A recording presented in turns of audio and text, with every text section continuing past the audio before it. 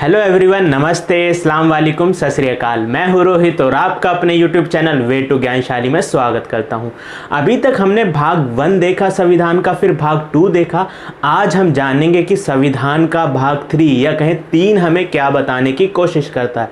चलिए फिर हम शुरू करते हैं।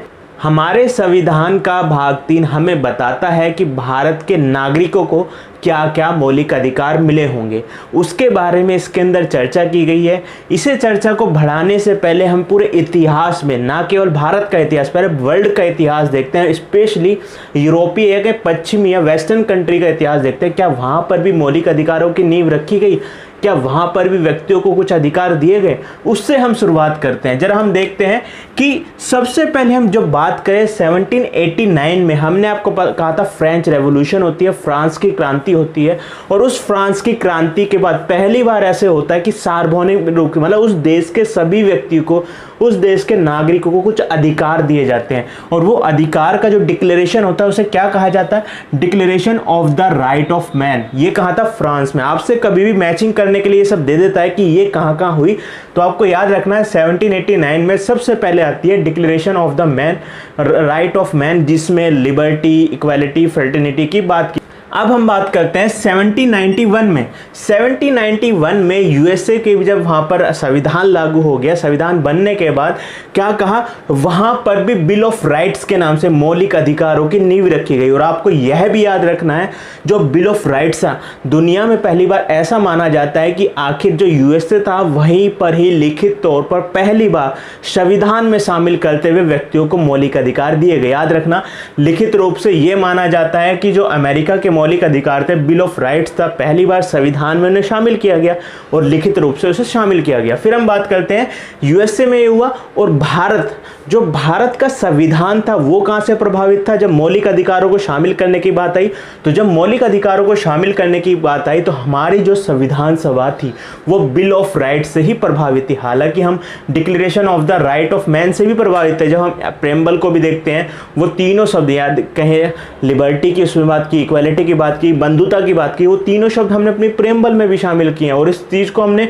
डीपीएसपी में भी शामिल किया, declaration of right of man को, साथ ही मौलिक अधिकारों में भी। मगर जो मेन तरफ से आपसे क्वेश्चन पूछा जाएगा वो यही पूछा जाएगा कि हमारे संविधान के जो मौलिक अधिकार हैं वो कहां से प्रभावित है, या उसका स्रोत कहां से है, सोर्स कहां से है? तो आपको टिक लगाना है यूएसए के बिल ऑफ राइट्स से। अब तीसरे नंबर पे देखें 1948 की बात करें तो 1948 में आपको पता है भारत में या कहें पूरे वर्ल्ड में एक सरकार है जिसे हम कहते हैं वैश्विक सरकार भी कहते हैं। उसकी बात है यूनाइटेड नेशन, या कहते हैं उसे संयुक्त राष्ट्र संघ। जो यूनाइटेड नेशन है उसने पूरी दुनिया में सभी के मौलिक अधिकारों को ध्यान में रखते हुए, मानव होने के नाते, सबको मानव अधिकार देने के नाते उन्होंने भी एक घोषणा की, जिसको क्या कहा जाता है? Universal declaration of human rights. जो कब लागू होते हैं? 1948 में। आपको हमेशा, आप एसएससी वगैरह छोटे लेवल के जो एग्जाम होते हैं अक्सर आपसे पूछ लेता है कि 10 दिसंबर को कौन सा दिवस बनाया जाता है। 10 दिसंबर को, तो याद रखना उस दिन मानव अधिकार दिवस बनाया। तो वो मानव अधिकार दिवस 10 दिसंबर को क्यों बनाया जाता है? क्योंकि 10 दिसंबर 1948 में यूएन ने क्या लागू किया था? Universal declaration of human rights. ठीक है, जो यूएन के अंडर में, उसकी संख्या आपसे कभी कभार पूछ ले तो इसकी संख्या याद रखना। इसमें 3 मानव अधिकार शामिल किए गए, 3 बोला मैंने, 30 मानवीय अधिकार शामिल इसके अंदर किए गए हैं। वो पूरा आपसे नहीं पूछेगा कौन कौन शामिल किया जाता है, बस आपसे संख्या पूछ सकता है कि 30 है उसके अंदर। साथ ही साथ 10 दिसंबर को और 1948 में इसे लागू किया था। उसके बाद हमने लिखा है 1215 में।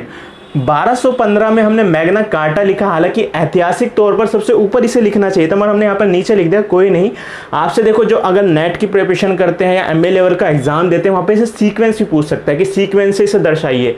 तो सबसे पहले मैग्ना कार्टा रखेंगे, फिर इसके बाद फ्रांस वाला, फिर यूएसए वाला, फिर होगा universal declaration of human rights यानी कि यूएन वाला। तो मैग्ना कार्टा में क्या हुआ था? ये मैग्ना कार्टा आया क्या था?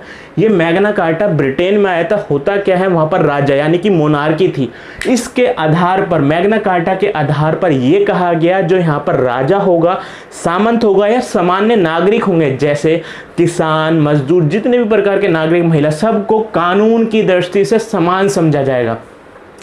पहली बार नींव देखी जब हम कानून की बात करें, उसके मौलिक अधिकारों की बात करें, समान अधिकारों की बात करें ना, तो पहली बार देखा गया लिखित तौर पर, और साथ ही साथ एक ऐसे देश में जो ब्रिटेन था जहां पर मोनार्की थी, उसमें कहा गया, मैग्ना कार्टा यहां पर लाया गया, जिसमें राजा को भी कानून के दायरे में रखा गया। जो एक कानून होगा वो राजा के लिए, सामंत के लिए, सामान्य नागरिक सबके लिए समान होगा। इसलिए इसे पहली बार कहा जाता है कि जो वेस्टर्न देश है यानी कि पश्चिमी देश है, वहां पर मैग्ना कार्टा को मानव अधिकार की जड़ कहा जाता है या मूल स्रोत कहा जाता है, जहां पर समान मानव अधिकार या मौलिक अधिकारों की नींव डली, जिसमें राजा भी समान होगा और जो उसकी प्रजा होगी वो भी समान होगा। किसके दायरे में? कानून के दायरे में। तो ये 4 थे। और हम क्या बात करते हैं, जब आपसे क्वेश्चन कई बार पूछ लिया जाता है कि यह बताइए कि सबसे पहले लिखित रूप से किसने अपने संविधान में मौलिक अधिकारों को शामिल किया, तो वो आपका आता है यूएसए का। ठीक है, मगर हम कहें कि कुछ ऐसे संविधान भी हैं जहां पर अलिखित रूप से है, ठीक है, यानी कि अनरिटन फॉर्म में मिलते हैं मौलिक अधिकार, जैसे ब्रिटेन। देखो ब्रिटेन के अंदर मौलिक अधिकार तो है मगर लिखित रूप से नहीं है, क्योंकि उनका संविधान भी अलिखित है, और वो सारी जो चीज होती है वहां की परंपराओं के आधार पर चल रही होती है। ठीक है, जैसे इसका एक एग्जांपल दूं, हमारे यहाँ की परंपरा क्या है कि हमारे यहाँ पर खुले तौर पर अल्कोहल यूज किया जाती है, यानी दारू, बियर, इस तरीके की चीज यूज की जाती है? नहीं। आपने देखा होगा कभी भी इंग्लैंड के साथ हमारा क्रिकेट मैच होता है तो वहां पर जो उनका स्टेडियम होता है कि उनके स्टेडियम में खुले तौर पर चाहे अल्कोहल यूज कर रहे होते हैं, कंज्यूम कर रहे होते हैं। और भारत की परंपरा ऐसी नहीं है, और उनकी परंपरा देखें, उनकी परंपराओं के आधार पर वो खुले तौर पर अल्कोहल यूज करते हैं और वो पूरे वर्ल्ड के टीवी पर आते हैं उस समय। तो देखिए हमारी परंपरा में ये सब छूट नहीं है, उनकी परंपरा में ये इनका एक तरीके से अधिकार दे दिया गया, मगर हमारे यहाँ पर नहीं है। हमारे यहाँ पर फिक्स लिखे हुए अधिकार हैं जो हमारे 12 से 35 के अंदर बताए गए। फिर कहते हैं ऑस्ट्रेलिया के अंदर भी मौलिक अधिकार लिखित रूप से नहीं है। आपको याद रखना, ब्रिटेन का नाम लिया, बड़े 3 देशों का, इसके अलावा अन्य देश में मत, बड़े 3 देशों का अक्सर वो पूछ लेता है किस में लिखित रूप से हैं। ब्रिटेन के अंदर लिखित नहीं है, ऑस्ट्रेलिया के अंदर लिखित नहीं है, स्विट्जरलैंड के अंदर भी लिखित नहीं है। ठीक है, ये तीनों को आप याद रखना, अलिखित है यहाँ पर। ठीक है, अब बात करते हैं इंडिया की। इंडिया में इतिहास के, पूरे इंडिया के इतिहास को देखेंगे कि आखिर फंडामेंटल जो भारत में आए, यानी कि बातचीत भारत में कहाँ से शुरू होती है। आपको पता है कि भारत में अंग्रेजों ने शासन किया, अंग्रेजों ने भारतीयों को गुलाम बनाया। उसी गुलामी के समय 1895 में, यानी कि 1895 में क्या आता है? स्वराज बिल आता है।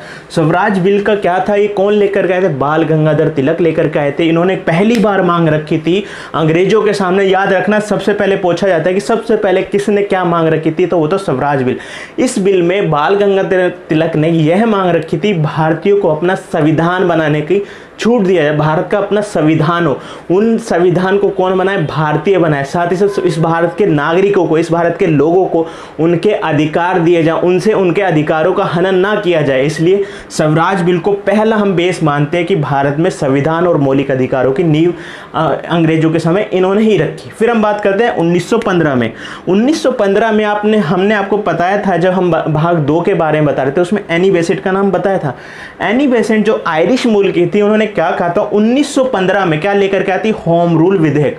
और होम रूल विधेयक का क्या मतलब हुआ? देखो, आयरलैंड जो किसका गुलाम था, वो भी अंग्रेजों का गुलाम था, अंग्रेज यानी ब्रिटिश लोगों का गुलाम था। तो क्या होती है, एनी बेसेंट वहीं से ही आई थी, आयरिश मूल की थी। उन्होंने भी भारत में कहा कि भारतीय लोगों को होम रूल विधेयक ला करके कहा कि भारतीयों को भी आज़ादी हो, उनका संविधान हो, उनको भी समान अधिकार मिले, उन पर किसी तरीके की गुलामी ना की जाए, वो अपना लिबर्टी रूप से यानी फ्रीडम करते हुए अपने अधिकारों का यूटिलाइजेशन कर सकें। तो ये किसने कही थी? होम रूल विधेयक ने। याद रखना, कई बार ये स्वराज बिल और एनी बेसेंट वाला होम रूल विधेयक आपसे पूछ लेता है। हालांकि इन सभी चीज़ों के अंदर ना बहुत सारी चीज़ें छुपी हैं, एक एक वर्ड को हम जब हिस्ट्री, मॉडर्न हिस्ट्री पढ़ेंगे तब बताएंगे। फिर हम बात करते हैं 1927 की। 1927 में आप देखना, 1928 में भारत के अंदर साइमन कमीशन आता है। आपने देखा हुआ, साइमन गो बैक, काले झंडे भी दिखाए गए। तो क्या हुआ, जब साइमन कमीशन भारत में आने वाला था, उससे पहले ही क्या कह दिया, मद्रास का कांग्रेस अधिवेशन होता है। मद्रास के अंदर एक कांग्रेस अधिवेशन होता है जो हर साल नवंबर या दिसंबर में हुआ करता था, जो अब इस बार कहाँ हो रहा था? 1927 में मद्रास में होता है। इसमें क्या कहा गया, कांग्रेसियों ने या कि उस क्या कहते हैं अधिवेशन में यह मांग रखी गई कि क्योंकि कमीशन भारत में आ रहा था, कौन? Simon commission. तो ये कहा गया कि यहाँ के नागरिकों को, यहाँ के लोगों को, भारतीयों को मौलिक अधिकार भी दिए जाए। यहाँ पर संकल्प पत्र जारी किया था कि मौलिक अधिकार, कुछ अधिकार उन्हें दिए जाए। ठीक है, अब जो सबसे बड़ी बात थी, देखो 1928 का नेहरू समिति, ये कौन थे? नेहरू कौन से वाले थे? जो जवाहरलाल नेहरू के पिता मोतीलाल नेहरू थे। मोतीलाल नेहरू की अध्यक्षता में ये समिति बनाई गई 1928 में, मुंबई में ये समिति बनी थी। इसे जानते हैं, देखो इसमें तो अभी साइमन कमीशन आने वाला था और पहले संकल्प ले लिया था कि ये मौलिक अधिकार यहाँ दे, मगर जब साइमन कमीशन भारत आ जाता, जब गो बैक के नारे लग जाते हैं, तो कांग्रेस ने या कहीं कांग्रेस के सदस्य ने, चाहे वो गरम दल वाले हो नरम दल वालों ने, सभी ने एकजुट होकर के साइमन कमीशन का विरोध किया था, क्योंकि इसमें भारतीयों की आत्मत हो ही नहीं। भारतीयों के लिए जो अधिकार आ रहे थे, नए कानून आ रहे थे, उसमें भारतीयों की सलाह तो ली ही नहीं। तो इन्होंने कहा कि हम खुद से अपना कानून निर्माण करेंगे, अपना संविधान बनाएंगे और साथ ही साथ यहाँ के लोगों को कुछ मौलिक अधिकार भी हम देंगे, वही भारत में लागू होना चाहिए। तो अंग्रेजों ने कहा, रैमजे मैकडॉनल्ड ने सीधे तौर पर चुनौती देती भारतीयों की, भारतीयों में इतना दम है ही नहीं कि वे खुद से इस भारत, क्योंकि भारत एक डाइवर्स नेचर वाला था और उधर मुस्लिम लीग भी थी, उदारवादी पार्टी भी थी, कई सारी पार्टियां उस समय थी। यहाँ पर जातियों के आधार पर, रिलीजन के आधार पर, और आपको पता है कि प्रिंसली स्टेट भी थे, तो इतनी सारी विविधताओं के आधार पर यह कहा अंग्रेजों ने, तुम्हारे अंदर इतना दम या सामर्थ्य या क्षमता है ही नहीं कि सबको एकजुट होकर के आप एक संविधान बना सके, समान मौलिक अधिकारों की भारत के अंदर नींव रख सके। तो उनके चैलेंज को किसने स्वीकारा? नेहरू समिति ने गठित की गई। और याद रखना, आपसे एक चीज जरूर पूछ लेता है, देखो लिखित रूप से नेहरू समिति पहली ऐसी थी जिन्हें लिखित तौर पे क्या कहा था, अंग्रेजों के सामने अपना लिखित संविधान मौलिक अधिकार रखे थे। ठीक है, इसे लिखित रखना, बस लिखित रूप से ध्यान रखना। ठीक है, यहाँ पर मांग करता, यहाँ पर भी मांग करता, मगर ये लिखित तौर पे अंग्रेजों के सामने इन्होंने रखा था बना करके। इसमें पूछ लेता लिखित का, लिखित को आप रखना 1928 में। मगर होता क्या है, वही अंग्रेजों वाली बात सच हो जाती है। इसमें सबसे पहले तो विरोध करने मुस्लिम लीग शामिल हो जाती है, फिर हमारी प्रिंसली स्टेट यानी देसी रियासतें विरोध करती है, तो ये इंप्लीमेंट नहीं हो पाती है। फिर हम बात करते हैं 1931 में। हमने जब आपको प्रेम्बर पढ़ाई थी तो हमने 1929 की बात की थी, जिसमें लाहौर अधिवेशन में वहाँ पर पूर्ण आज़ादी की बात नेहरू ने रखी थी। अब ये था 1931, उसमें 1929 वाले में पूर्ण आज़ादी यानी स्वराज की बात की गई थी, पूरी तरीके से हमें आज़ादी चाहिए। और 1931 में कांग्रेस का कराची अधिवेशन होता है, दिसंबर या नवंबर के महीने में ये होता है कराची अधिवेशन। इसमें क्या हुआ था, इस अधिवेशन में मांग रखी गई है, संकल्प पत्र जारी किया गया कि भारत के लोगों के कुछ मौलिक अधिकार होंगे। याद रखना, इस अधिवेशन को किस लिए याद रखा जाता? मौलिक अधिकारों के लिए। और 1929 वाला लाहौर अधिवेशन किस लिए याद रखा जाता? पूर्ण स्वराज के लिए, पूर्ण आज़ादी के लिए। ठीक है, अब बात है, ये तो हो गया historical, Swaraj bill, Annie Besant, Madras, Nehru, Karachi अधिवेशन। अब बात आती है कि क्योंकि संविधान सभा बनती है, अब सारी हिस्टोरी के आधार पर जब संविधान का निर्माण होता है, संविधान सभा में भाग 3 बनाया गया। और भाग 3 में ही क्या रखा गया, जब हम बात कर रहे हैं ना इंट्रोडक्शन ऑफ फंडामेंटल राइट्स की, तो भाग 3 में ही हमारे मौलिक अधिकारों को शामिल किया गया। ठीक है, और आर्टिकल कितने से कितने तक? आर्टिकल 12 से 35 के बीच इन्हें रखा गया। हम देखते हैं शुरुआत में मूल रूप से जब भारत का संविधान लागू होता है, मूल रूप से हमें 7 मौलिक अधिकार दिए गए। देखो 7 मौलिक अधिकार कहते हैं, उसके अंदर बहुत सारे फर्दर हमें मौलिक अधिकार देखने के लिए मिलते हैं, मगर मूल रूप से 7 मौलिक अधिकार थे। कौन कौन से थे?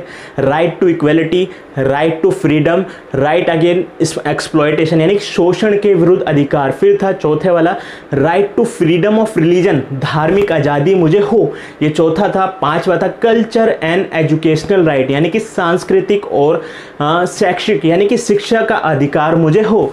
राइट टू प्रॉपर्टी, देखो इस 6 नंबर पे रखा गया था राइट टू प्रॉपर्टी, मगर होता क्या है, राइट टू प्रॉपर्टी को 44वां संविधान संशोधन होता है। जब इंदिरा गांधी चली जाती हैं, 44वां संविधान संशोधन 1979 के अंदर होता है। और इसमें क्या किया जाता है, जो 6वां हमारा क्या था, राइट टू प्रॉपर्टी, उसे यहाँ से निकाल दिया जाता है। बचे कितने? मूल रूप से हमारे सामने कितने मौलिक अधिकार है? 6। ठीक है, पहले कितने थे? पहले 7 थे, 6ठे वाले को निकाल दिया, राइट टू प्रॉपर्टी। अब क्या बचा, जो हमारा अगला हो गया कॉन्स्टिट्यूशनल रेमेडी। तो ये पूरे मिला करके हमारे 7 थे, बस आपको ये याद रखना 6ठे को कब निकाला गया? 44वें संविधान संशोधन 1979 में। अब बात करते हैं कि हमने यहाँ पूरा इंट्रोडक्शन देख लिया कि हमारा कैसे भाग 3 बना, उसके अंदर कितने आर्टिकल रखे गए, और कुछ जानकारी जरा जान लेते हैं, क्योंकि हमारा जो टॉपिक आज का है वो इंट्रोडक्शन ऑफ फंडामेंटल राइट्स। हम बाद में एक एक आर्टिकल को बाद में देखेंगे, अभी खाली हम इंट्रोडक्शन देख रहे हैं कि कैसे नींव हमने रखी। अब बात करते हैं संवैधानिक अधिकार क्या होता है। देखो हमारे एक तो मौलिक अधिकार होते हैं, जो मौलिक अधिकार आर्टिकल भाग 3 में आर्टिकल 12 से 35 के अंदर रखे गए हैं, मगर क्या होता है कुछ संवैधानिक अधिकार भी रखे गए हैं। देखो संविधान के अंदर का ही पार्ट मौलिक अधिकार है, मगर मौलिक अधिकार से भी आगे कुछ अधिकार, यानी कि कुछ अधिकार व्यक्ति को या नागरिक को और दिए गए हैं। वो कौन कौन से हैं उसे देखें तो वो कहे जाते हैं संवैधानिक अधिकार, जिन्हें हमने मौलिक अधिकार में जगह नहीं दी है मगर उसे हमने संविधान में अलग से जरूर जगह दी है, ठीक है।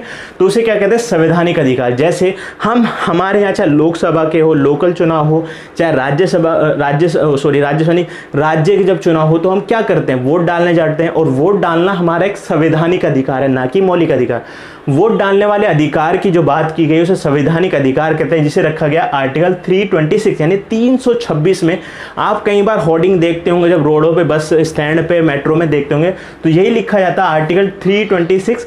वहां पर बात करता हमारे संवैधानिक अधिकार की, वोटिंग की बात करता। फिर हम कहते हैं 300A, ऐसी बहुत सारे अधिकार है। एक और हम बता देते हैं 300A जो संवैधानिक अधिकार है। आपको पता है हमने कहा राइट टू प्रॉपर्टी, संपत्ति के अधिकार को मौलिक अधिकार से निकाल दिया गया और उसे कहां रख दिया गया फिर संवैधानिक अधिकारों में। जो कहां रखा गया आर्टिकल 300A यानी कि 300 का, इसमें रखा गया संपत्ति को, उसे कानून रूप से संवैधानिक अधिकार है, उसकी संपत्ति से कोई वंचित नहीं कर सकता, ठीक है। वह उसके खिलाफ न्यायालय जा सकता है, ठीक है। तो ये कानूनी हो गया यानी कि संवैधानिक हो गया, मगर यहाँ मौलिक था। यहाँ पे बाद में बताएंगे क्या विवाद हो और क्यों इसे संपत्ति के अधिकारों को संवैधानिक बाद में हमें बनाना पड़ा।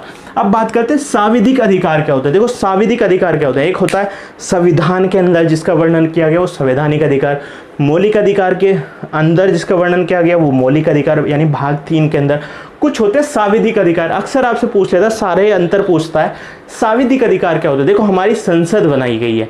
हमारी संसद क्या होती है, हमारी रोजमर्रा के जो कानून की जरूरत हमें होती है, जैसे आप देखते हैं किसान बिल आया, वहाँ MSP की बात हुई, ये जो जितने भी बिल आते हैं ना, जो संसद के अंदर कानून पास होते हैं उसे सांविधिक अधिकार कहते हैं, ठीक है। सांविधिक यानी विधिक भी बोल देते हैं, सांविधिक भी, याद रखना आपको ये वर्ड कंफ्यूजन हमेशा करेगा। वो सांविधिक अधिकारों की बात करेगा और संसद को ये जिम्मेदारी की गई है कि समाज के अंदर, देश के अंदर DPSP की बात करें, नीति निर्देशक तत्वों की बात करें, और इसी नीति निर्देशक को तत्वों को ध्यान में रख करके जिसमें ये कहा गया है व्यक्ति के या देश के सामाजिक और आर्थिक विकास की बात की गई DPSP में, तो उसके तहत ही सांविधिक अधिकार यानी कि सांविधिक कानून कौन बनाती है, संसद बनाती है। जैसे हम किसान बिल को देख ले, वो उनके आर्थिक और सामाजिक जीवन से जुड़ा हुआ अधिकार है, ठीक है। फिर हम बात करते हैं प्राकृतिक अधिकार। देखो प्राकृतिक अधिकार मूल रूप से ये कह दिया जाता है, हम प्रकृति से मूल रूप से हम आज़ाद पैदा हुए हैं, ठीक है। हमें जीवन किसने दिया, प्रकृति ने दिया, ठीक है। हमें तो कुछ अधिकार मिलने ही चाहिए, मगर इसके बिना कुछ थ्योरेटिकल बेस बना दिया गया। हम देखते हैं जॉन लॉक नामक एक पॉलिटिकल साइंटिस्ट थे, जॉन लॉक, जो क्या कहते हैं मूल रूप से प्राकृतिक अधिकार उन्होंने 3 बनाए गए हैं, जिसे हम बोलते हैं LLP, ठीक है। LLP का मतलब हो गया लाइफ। सबसे पहले जो L होता है, सबसे पहले जो प्राकृतिक अधिकार वो जीवन हो गया, हमारी लाइफ हो गई, ठीक है। फिर क्या हुआ, लिबर्टी, हमारी आज़ादी हो गई, हमारी फ्रीडम हो गई। फिर क्या, प्रॉपर्टी, इन्होंने प्रॉपर्टी को भी किसके अंदर रखा, प्राकृतिक अधिकारों के अंदर। इसका भी बहुत बड़ा कॉन्सेप्ट है, थ्योरी है, कभी बाद में जॉन लॉक पढ़ाएंगे तो उसमें हम वो भी बताएंगे, मगर अभी जान लें बस प्राकृतिक रूप से हम स्वतंत्र पैदा हुए हैं, लिबर्टी के साथ पैदा हुए हैं, तो सबने लिबर्टी यानी कि जीवन का अधिकार भी होगा, लिबर्टी भी होगा, संपत्ति का अधिकार भी होगा, ठीक है।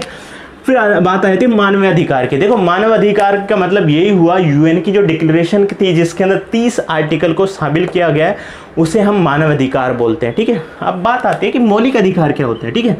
देखो हमने सबकी बात कर ली।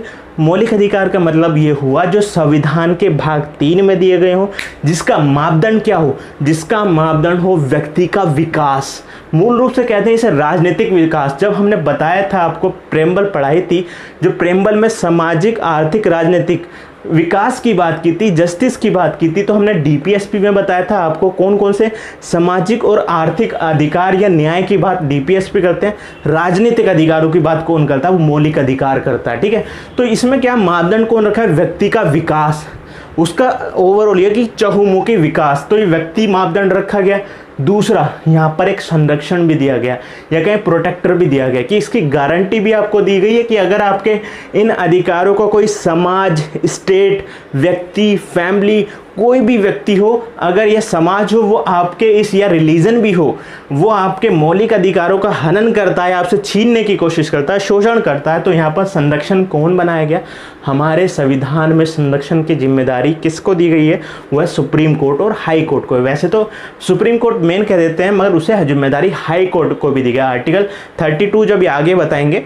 फिर कहते हैं सरकार, इसमें सरकार का रोल क्या है कि इन अधिकार, इन मौलिक अधिकारों को सरकार छीन नहीं सकती है, इसमें चेंज नहीं कर सकती। अगर चेंज करेगी तो उसका भी एक प्रावधान है, वो आगे बताएंगे।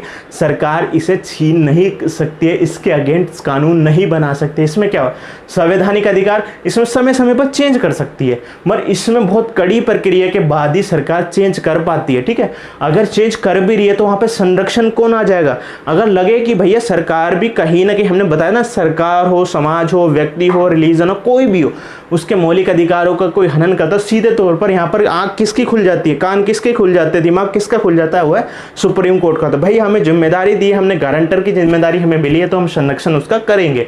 ठीक है, तो ये पूरा मौलिक अधिकार हो जाता है, इसलिए हम इसे मौलिक अधिकार कहते हैं, जिसकी गारंटी भी है। मापदंड विकास का कौन है? व्यक्ति है। सरकार यहाँ नकारात्मक भूमिका में आ जाती है, जिसे भी आगे बताएंगे नकारात्मक भूमिका क्या होती है। इतना हमने जान लिया। अब इसमें जुड़ी ना, जब इंट्रोडक्शन जान रहे हैं तो कुछ महत्वपूर्ण जानकारी, इंपॉर्टेंट इसके जो फैक्ट्स हैं या कोई जानकारी या नॉलेज है, उसे भी थोड़ा सा जान लेते हैं। सबसे पहले बात करते हैं, अक्सर आपसे पूछ लिया जाता है सबसे बड़ा मौलिक अधिकार बताइए आखिर है कौन सा? तो सबसे बड़े मौलिक अधिकार की बात आएगी ना, तो आर्टिकल 19 को, जिसमें हमारी फ्रीडम की, लिबर्टी की बात किया, आर्टिकल 19 को सबसे बड़ा मौलिक अधिकार माना जाता है। जब ये बना था ना, मूल रूप से इसके अंदर 450 शब्द थे, याद रखना। इसी आर्टिकल के अंदर, जो हमारा आर्टिकल है मौलिक अधिकार 19 के अंदर, आर्टिकल 19 के अंदर 450 शब्द थे, सबसे बड़ा मौलिक अधिकार था। और वर्तमान में इसमें सब संशोधन होते के साथ साथ इसके वर्ड्स और भी बढ़ गए हैं, मगर मूल रूप से इसमें 450 वर्ड थे। ठीक है, बस वो आपसे यही पूछेगा कौन सा सबसे बड़ा मौलिक अधिकार है। फिर सबसे की बात करते हैं, सबसे विवादित और चर्चित मौलिक अधिकार कौन सा रहा? देखो, सबसे विवादित और चर्चित मौलिक अधिकार रहा है आर्टिकल 20। आप देखते हैं आज भी वर्तमान में ना, यही मौलिक अधिकार हमेशा से विवाद में रहता है। इसका सबसे बढ़िया एग्जांपल ले लें, सेकंड वेव आई, कोरोना की सेकंड वेव आई, क्या हुआ? यूपी सरकार ने क्या कर दिया कि जो भी अगर ऑनलाइन ये कहे मीडिया पे, सोशल मीडिया पर बेड की वकालत करता है, या कहें डीएमसीओ के जो वहाँ पे मेडिकल स्टाफ है उसकी जानकारियाँ डालता है, साथ ही दवाई की मांग करता है, सरकार की आलोचना करता है, उसके ऊपर क्या लगा दिया जाएगा? रासुका लगा दिया जाएगा, नेशनल सिक्योरिटी एक्ट लगा दिया जाएगा। मगर यहाँ पर नेशनल सिक्योरिटी की तो बात थी ही नहीं कि जब भैया कोई डिमांड कर रहा है, सुप्रीम कोर्ट ने लताड़ा था यूपी सरकार को, ये कहा था यहाँ पे नेशनल सिक्योरिटी कैसे प्रभावित हो रही है या राज्य की सुरक्षा कैसे प्रभावित हो रही है कि आपने एनएसए लगा दिया, रासुका लगा दिया। और वो तो भैया मांग कर रहे हैं, उनके जीवन का सवाल है, दवाइयों की, इंजेक्शन की मांग कर रहे हैं, ऑक्सीजन सिलेंडर की मांग कर रहे हैं, बेड की वकालत कर रहे हैं कि हमें बेड मिले। सरकार की अगर आलोचना कर रहे हैं, सोशल मीडिया से कर रहे हैं, तो उन्हें हक है। सुप्रीम कोर्ट ने लताड़ा थोड़ी कहा था इस चीज़ पर एनएसए ना लगाया जाए। यहाँ पर कोई राष्ट्रीय सरकार यानी कि राष्ट्रीय एकता या सुरक्षा की बात नहीं है, या राज्य की सुरक्षा एकता की बात नहीं है। तो हम देखते हैं कि चाहे वो कांग्रेस सरकार हो, बीजेपी सरकार हो, सभी सरकार जो है ना, इस आर्टिकल का हमेशा से क्या करती है? मिसयूज करती आ रही है। इसलिए तब भी ये विवादित था और अब भी विवादित है। ठीक है, इसे मगर जब हम अलग से पढ़ाएंगे तो इसमें पूरी चर्चा करेंगे।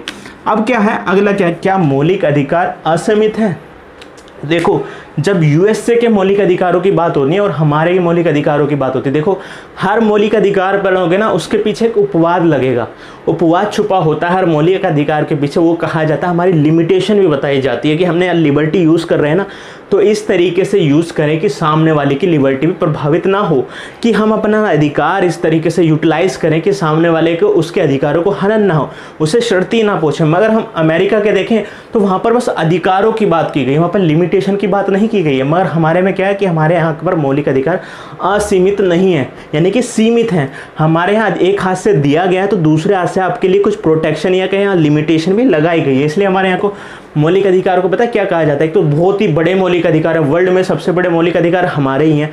साथ ही साथ क्या कहा जाता है कि ये आज़ादी देने से ज़्यादा ना छीन पहले लेते हैं, ठीक है। तो ये क्या हुआ, मौलिक अधिकार हमारे यहाँ असीमित है। इसे भी याद रखने वाली चीज़ है, ये डिबेट वाला मुद्दा होता है हमेशा से ही, चाहे वो हम हर किसी की हम कहते हैं लिबर्टी, उसे बोलने की आज़ादी हो, चाहे वो किसान को, किसी को भी सर कोई खिलाफ सरकार के बोल देता सरकार जेल में डाल देती। तो क्या है ये, तो क्या लिमिटेशन है कि हाँ ये कह दिया कि रासुका लगा दिया उसने सर देश की एकता को तहस नहस किया है, तो ये क्या कि ये उस पर आप उसके मौलिक अधिकार को ये हनक होना हुआ, वो सब मामले होते हैं सुप्रीम कोर्ट में जाते हैं, हाई कोर्ट में जाते हैं, फिर वहाँ से उस व्यक्ति को छोड़ दिया जाता है क्योंकि सरकार हमेशा से मिसयूज़ करती है।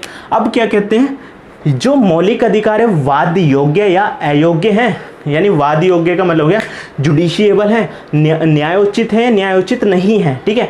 वाद योग्य, देखो वाद योग्य का यह मतलब हुआ कि अगर हमारे मौलिक अधिकारों का हनन हो रहा है तो हम जा सकते हैं सर्वोच्च न्यायालय, हाई कोर्ट जा सकते हैं, सुप्रीम कोर्ट या हाई कोर्ट जा सकते हैं। हमने कहा ना गारंटर है, संरक्षण है, प्रोटेक्शन हमें देता है सुप्रीम कोर्ट या हाई कोर्ट, तो ये वाद योग्य होगा। वाद योग्य का आपसे क्वेश्चन पूछ लेता है टिक मार्क में भी, ऑब्जेक्टिव वाले में, सब्जेक्टिव वाले में, कि वाद योग्य हमारे मौलिक अधिकार हैं। वाद योग्य नहीं है, वाद योग्य नहीं माना जाता वह डीपीएसपी यानी कि राज्य के नीति निर्देशक तंत्र। और आर्टिकल 32 यानी कि आर्टिकल 32 बात करता है सुप्रीम कोर्ट को वाद्य योग्य बनाता है, संरक्षक बनाता है, और हाई कोर्ट को आर्टिकल 226। याद रख लेना, कभी भी कॉम्पिटिशन में ऑब्जेक्टिव क्वेश्चंस में आपसे ही पूछ लेता है, ठीक है। अब बात करते हैं कि आर्टिकल 15, 16, 19, 29, 30 केवल भारतीय नागरिकों को प्राप्त। देखो भारतीय नागरिकों तो सारे ही प्राप्त है मौलिक अधिकार, मगर स्पेशली तौर पर जो आर्टिकल 15, 16, 19, 29, 30 हैं वो केवल नागरिकों को ही प्राप्त है। बाकी जितने भी फर्दर जो मौलिक अधिकार हैं वो हमारे यहाँ पर कोई विदेशी आता है, एनआरआई आता है, उसको भी वह मौलिक अधिकार प्राप्त होते हैं। डिटेल में जब एक एक पढ़ेंगे तो अंदर हम इसको बताएंगे, मगर आपको बस अभी इतना याद रखना है 15, 16, 19, 29, 30 याद रख लेना। 15, 16, 19, 29, 30 बस बीच में आ गया 29, 30 तो आपको याद हो जाएगा, 15, 16 भी 19 याद रखना आपको, ठीक है। अब क्या हुआ, जो आर्टिकल 352 है, 352 में क्या कहा गया कि हमारे यहाँ इमरजेंसी जब लग जाती है, आपातकाल जब लग जाता है, राष्ट्रीय आपातकाल जब लग जाता है, तो आर्टिकल 20 और 21 को छोड़कर सभी मौलिक अधिकारों पर प्रतिबंध या कहें निलंबन लग दिया है, तो उन पर रोक लगाई जाती है जब हमारे यहाँ पर राष्ट्रीय आपातकाल लगता है, ठीक है। राष्ट्रीय आपातकाल के समय आर्टिकल 20 और 21 को सब छोड़ करके सभी मौलिक अधिकारों पर निलंबन लगा दिया जाता है, याद रखना। अब अगली बात करें, ये अक्सर आपसे पूछता है, ये देखो ये सब्जेक्टिव क्वेश्चन हो गया, ऑब्जेक्टिव में तो बहुत कम पूछता है, हमारे नेट वगैरह के क्वेश्चन जो होते हैं उसमें जरूर पूछ लेता है। यहाँ एमए में एडमिशन ले रहे हो तब आपसे पूछ लेता है कि क्या मौलिक अधिकार सरकार के लिए नकारात्मक प्रकृति के यानी कि नेगेटिव उसका नेचर है या पॉजिटिव नेचर है, या दूसरा वर्ड इसके लिए यूज़ किया था प्रतिकूल है या अनुकूल है। प्रतिकूल या अनुकूल वर्ड यूज लिखा होगा, या नकारात्मक या सकारात्मक। तो आपको बताना है जो हमारे मौलिक अधिकार हैं सरकार के खिलाफ या सरकार के लिए कैसी प्रकृति के, नेगेटिव नेचर के यानी कि नकारात्मक प्रकृति के, और प्रतिकूल नेचर के यानी कि सरकार हमारे मौलिक अधिकार को हमसे छीन नहीं सकती है। मौलिक अधिकारों का गारंटर हमें प्रोवाइड कर रखा है। कोई कानून होगा ना, अरे कोई कानून भी, चाहे वो सांविधिक कानून या हमारे मौलिक अधिकारों में संशोधन हो, संवैधानिक कानून हो, कोई भी कानून हो, अगर वो मौलिक अधिकारों का हनन कर रहा है ना, सुप्रीम कोर्ट की आंख खुल गई, कान खुल गए, दिमाग खुल गया कि लगा कि भैया ये तो मौलिक अधिकारों का हनन है, तो यहाँ पर सरकार का वो जो कानून होगा उसे कौन रिजेक्ट कर देगा, हाई कोर्ट या सुप्रीम कोर्ट रिजेक्ट कर देती है, ठीक है। क्योंकि यहाँ पर मौलिक अधिकारों का गारंटर उसे बनाया, कि इसलिए कहा जाता है कि यहाँ पर सरकार के ऊपर भी, हमने बताया था ना, सरकार के ऊपर भी लिमिटेशन होती है जब मौलिक अधिकारों पे कुछ कानून बनाते हो, कि कानून तक पहुँच भी उसकी होती है ना, चाहे डायरेक्ट रूप से इनडायरेक्ट रूप से, अगर उसे प्रभावित करा तो वहाँ पर सुप्रीम कोर्ट उस पर चर्चा कर करके डिसीजन लेते हुए उसे वहाँ से रिजेक्ट कर देता है, याद रखना, ठीक है। इसलिए क्या कहा कि राज्यों को कार्य करने से रोकते हैं, कुछ नया करने से रोकते हैं। मगर डीपीएसपी क्या है, डीपीएसपी क्या है कि पॉजिटिव इन नेचर है, या कहें उनका जो प्रकृति है वो पॉजिटिव नेचर की है, या कहें उसको अनुकूल है, सरकार के अनुकूल, सरकार को यहाँ कोई भी वो मैंने कहा था ना अयोग्य, वाद योग्य नहीं है वो, ठीक है। अब हमने बताया था फंडामेंटल और प्रस्तावना में संबंध की बात बताई थी हमने, देखो हमने बताया था ना, इधर भी बताया था आपको सामाजिक, आर्थिक, राजनीतिक न्याय। तो हमने बताया सामाजिक और आर्थिक न्याय कौन देने की बात करता है देश के अंदर, डीपीएसपी। जब आपसे पूछा जाए फंडामेंटल और प्रस्तावना में संबंध की जो उसमें राजनीतिक न्याय है, तो हमारे जो फंडामेंटल राइट्स है उसे पॉलिटिकल नेचर का कहा जाता है। राजनीतिक नेचर का कहा जाता है, राजनीतिक प्रकृति का कहा जाता है। यही संबंध किससे जुड़ता है? हमारी प्रस्तावना से। जब अगला देखें, क्या मौलिक अधिकारों में संशोधन किया जा सकता है? बिल्कुल किया जा सकता है। देखो उसका भी बहुत बड़ा डिबेट है। जब सारे मौलिक अधिकार खत्म हो जाएंगे ना, उसके बाद हम डिबेट बताएंगे, चाहे वो केशवानंद भारती मुकदमा हो या कहें गोलकनाथ मुकदमा, उसे सबसे एंड में बताएंगे, या 24वां या 25वां संविधान संशोधन। अभी बस इतना जान लें कि आर्टिकल 368 के तहत इसमें संविधान संशोधन किया जा सकता है। किसमें? मौलिक अधिकारों के अंदर। वो कैसे किया जा सकता है? वो भी एक विशेष प्रक्रिया के तहत, यानी कि 2/3 बहुमत लोकसभा का, राज्यसभा की, और राज्यों की परमिशन भी उससे ली जाती है। ठीक है, तो आर्टिकल 368 के तहत देखो हमने ये पूरा जान लिया कि हमारे फंडामेंटल राइट्स का आखिर इंट्रोडक्शन क्या हो, उसकी शुरुआत कैसे होती है, उस भारत में डिबेट उसका कैसे चालू होता है। आज के लिए बस इतना ही। आप इस वीडियो को लाइक करें, चैनल को सब्सक्राइब करें और साथ ही साथ इस वीडियो को ज़्यादा से ज़्यादा शेयर करें। जय हिंद।